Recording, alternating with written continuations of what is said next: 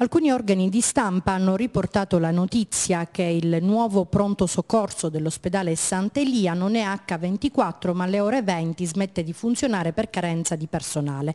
Siamo con il direttore del pronto soccorso, il dottor Aulo Di Grande. Non è così, quindi il pronto soccorso funziona anche di notte? Assolutamente no, il pronto soccorso è attivo H24 così come la nuova ala di osservazione breve.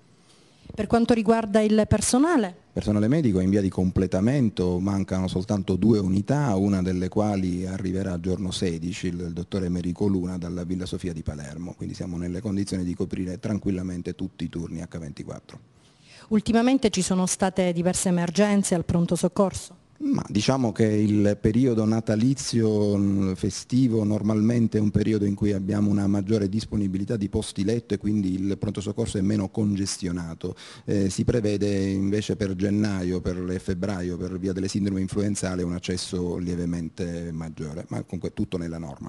Quindi possiamo rassicurare l'utenza, il pronto soccorso funziona? Dovete rassicurare l'utenza, l'utenza deve sapere che il pronto soccorso del Sant'Elia di Caltanissetta è un pronto soccorso che eroga ottime prestazioni sanitarie in assoluta sicurezza per gli utenti e l'osservazione breve che abbiamo messo su è una delle pochissime osservazioni brevi medicalizzate del sud Italia.